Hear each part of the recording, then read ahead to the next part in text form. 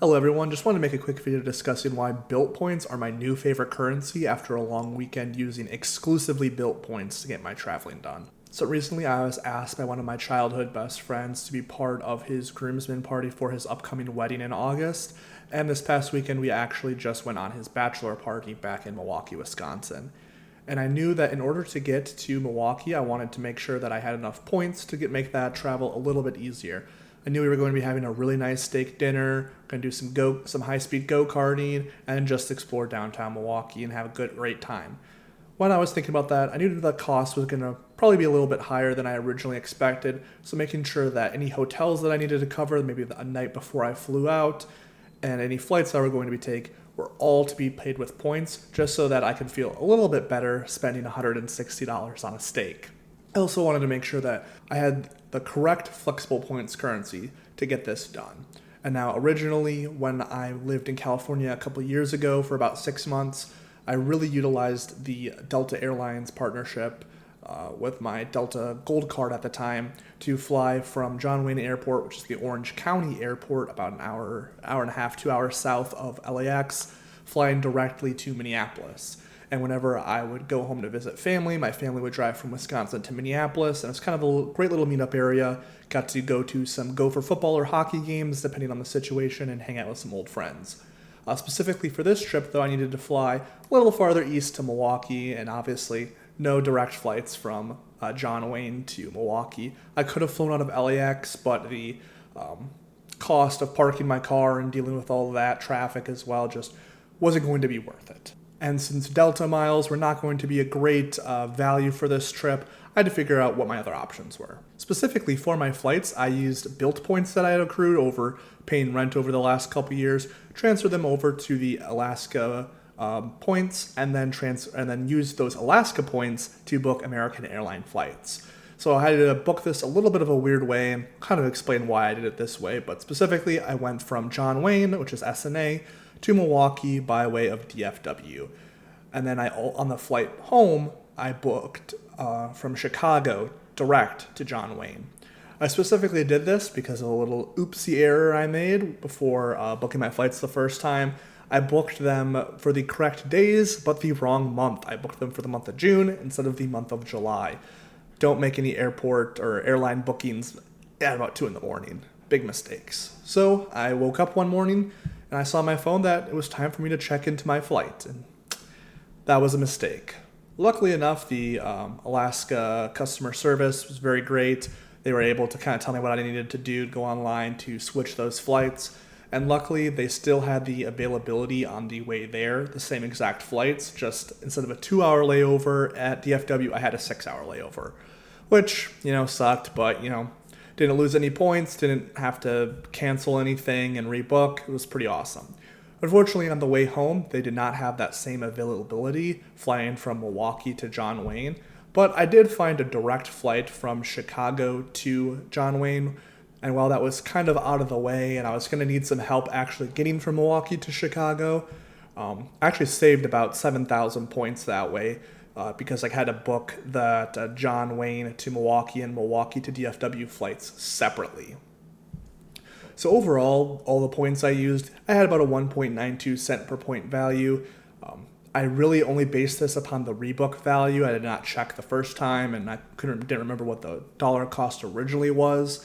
And kind of comparing these, they were all one-way segments, comparing that to a multi-city or round trip.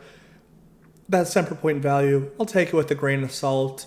In my mind, I didn't use cash, and I feel like I got a great value for my Bilt points. So for the lodging during this bachelor party, we did book an Airbnb for the 6 of us, split that 6 ways.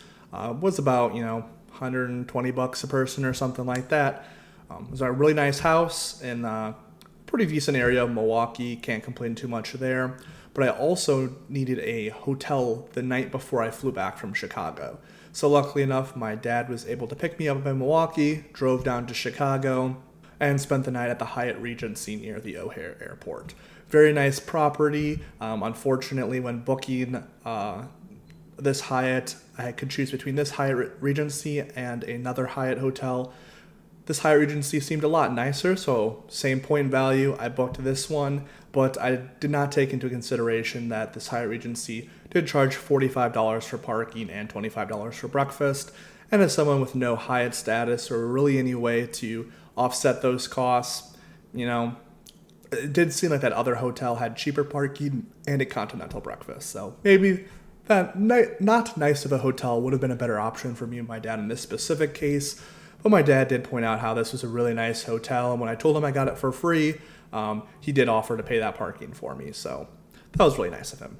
Overall, this was a 3.33 cent per point value. Again, put a little asterisk on that cent per point value because I did book this hotel 6 hours before we checked in. So, that cash price really what it normally is? I did see on the Gondola website that it did say it was high for that specific hotel. So maybe a more correct cent per point value would be around that 2.4 to 2.5. But who knows? All I know is that I didn't have to pay for the hotel. So that's a win. Now, unfortunately, I could not use my Bilt points at Rare Steakhouse in Milwaukee. Just wanted to kind of show off that steak on the left is the one I got, was a nice porterhouse. Originally, they sent it to me medium well instead of medium rare. Luckily enough, they were able to send that back and ended up giving us some free hash browns as well. Absolutely amazing. And then here, one of my buddies got a tomahawk steak, and we did take the bone home, I will say. Definitely a great treat for the dogs after. So after this weekend, it's really made me reconsider my Bilt card as maybe a more everyday user card.